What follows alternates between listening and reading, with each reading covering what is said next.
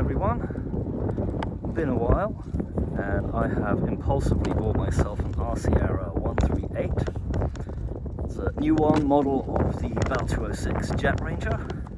It's very fun. Maiden in today, only arrived this morning. Bit of a windy day for a Maiden, but I've seen some videos of this one being flown in wind, so hopefully it does all right. We'll soon find out.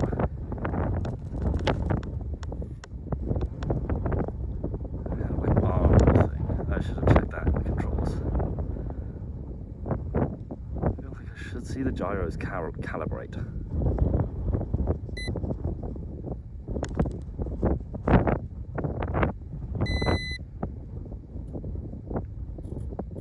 There we go.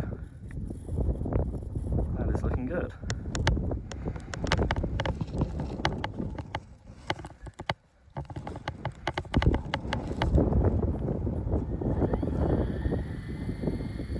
That's nice.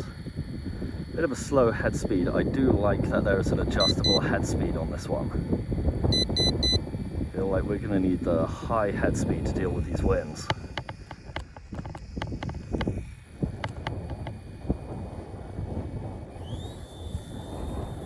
Out we go.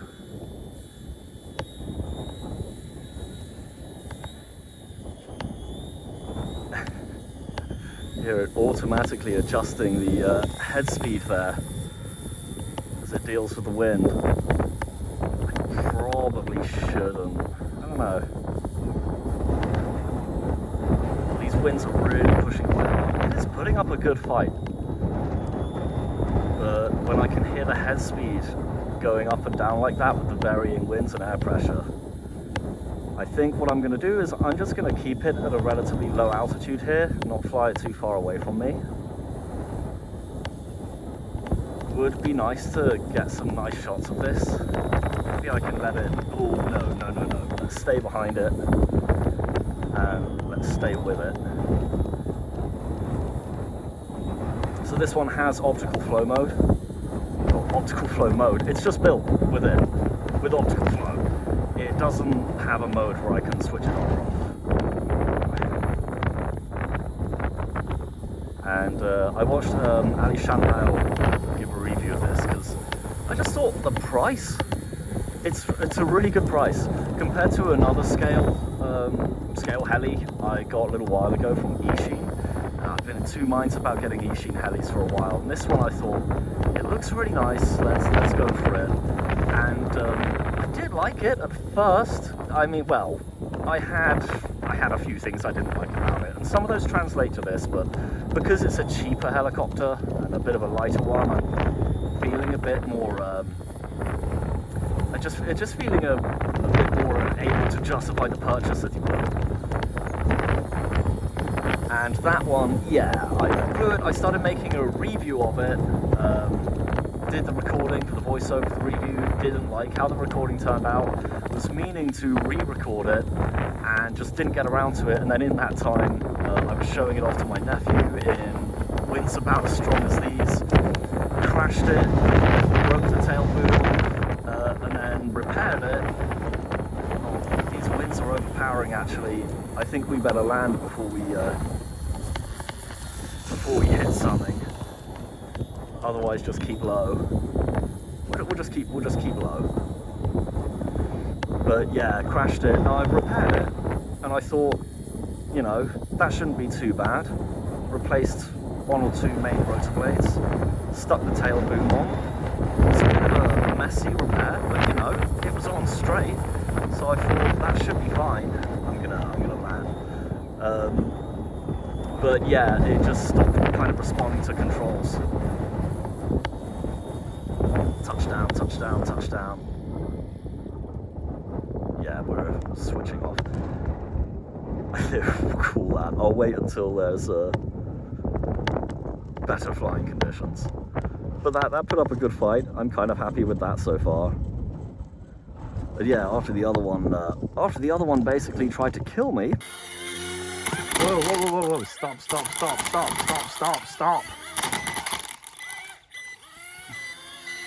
Stop! Stupid thing!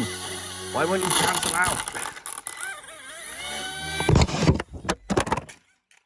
I thought I'm not going to bother redoing the review and taking all of that stuff into account for a helicopter that I was definitely not planning on getting again, but these are from a different provider, and though it has some style design choices in common with it, it's that reduced price along with a few others, which just made it a bit more attractive to me, and so I thought I'd give it a go, and so far I'm liking it. But yeah, I'll continue this ramble, I think, in another video when the winds aren't quite so strong.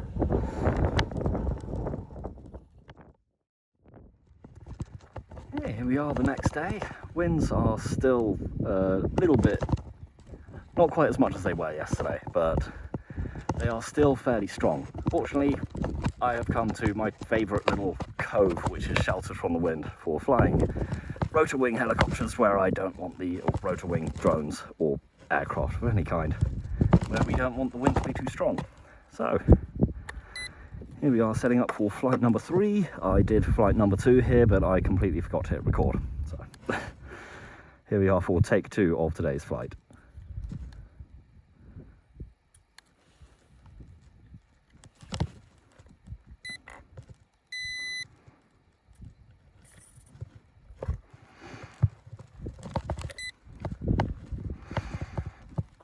So off we go, arming and raising for maximum head speed because the wind is still pretty gusty.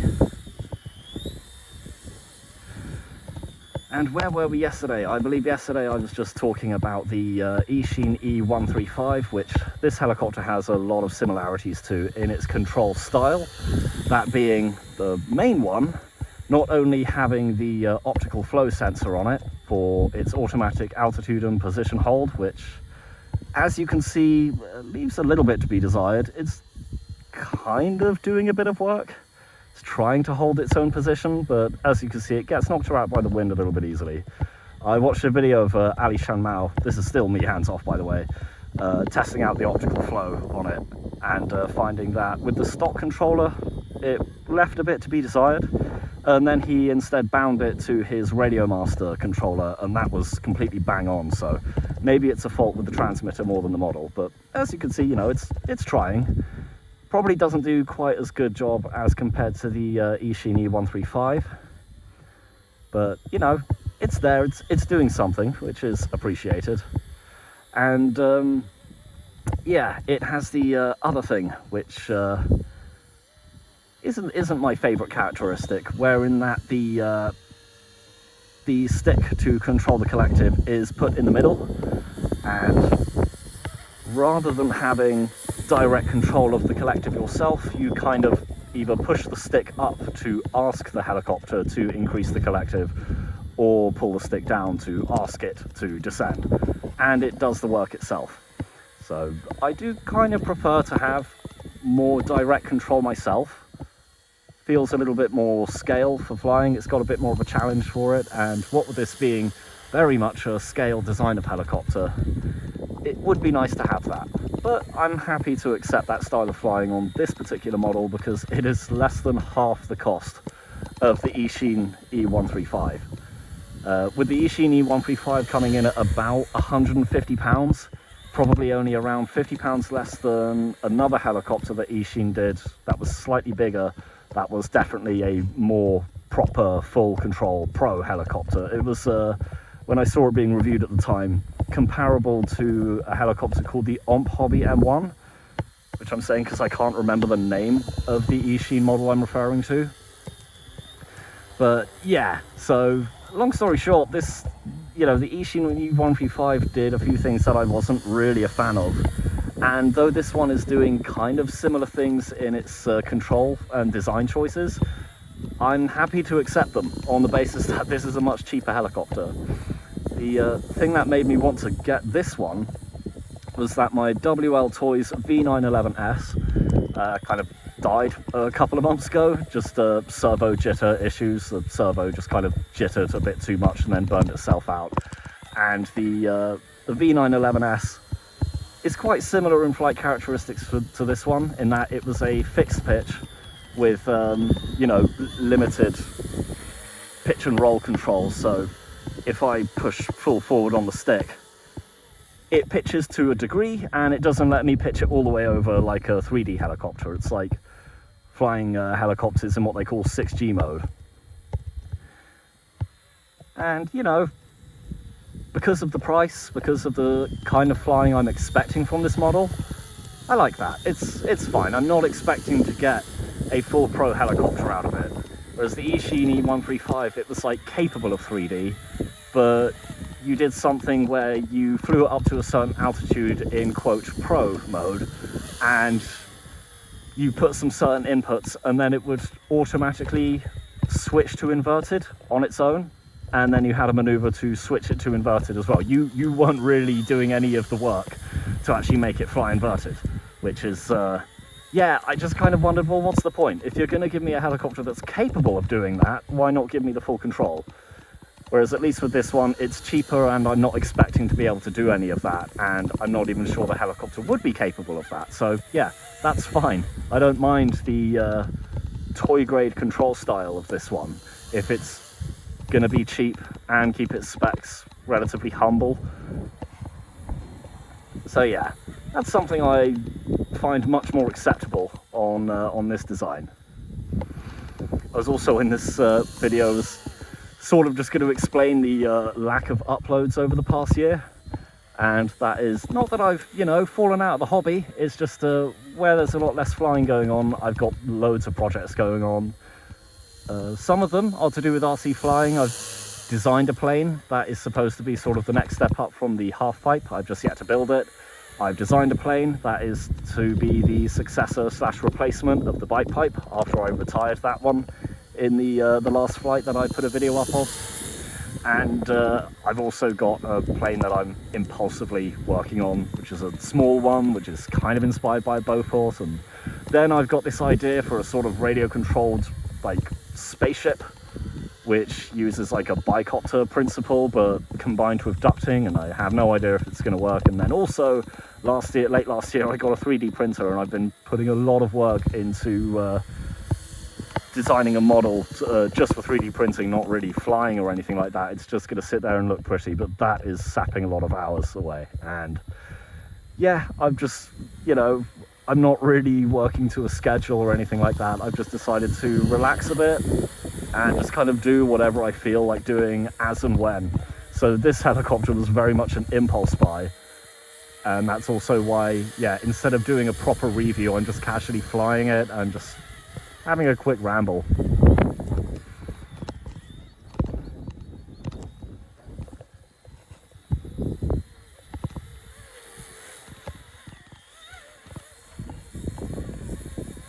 I'm enjoying this one quite a bit. You can hear it, you know, the head speed going up and down as the, you know, the wind and the gusts keep changing, making the air pressure vary a lot, which means the amount of collective needed to keep it up at its altitude is going to vary with that. So that's why you're hearing the head speed change a lot. The WL Toys V911S, that was fixed collective pitch, but you controlled the throttle, and on that one, you know, sometimes I was pulling the throttle practically to nothing to stop the helicopter from ascending. So that's what's going on here.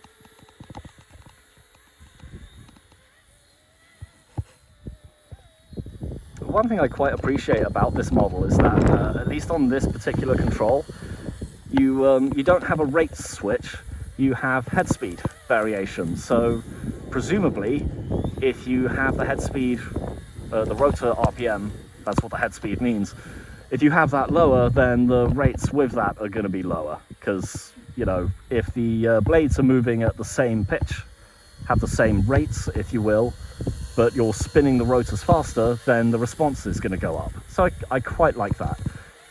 It suggests to me that in calmer conditions, you would be able to fly it with a lower RPM, and then your battery would last longer as a result of that.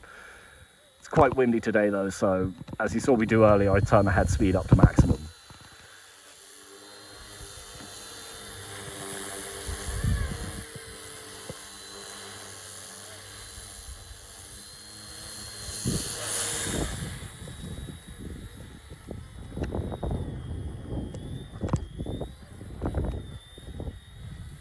I think the wind has calmed down ever so slightly from earlier, I was having some difficulty. It's kind of an annoying thing about me forgetting to hit record earlier.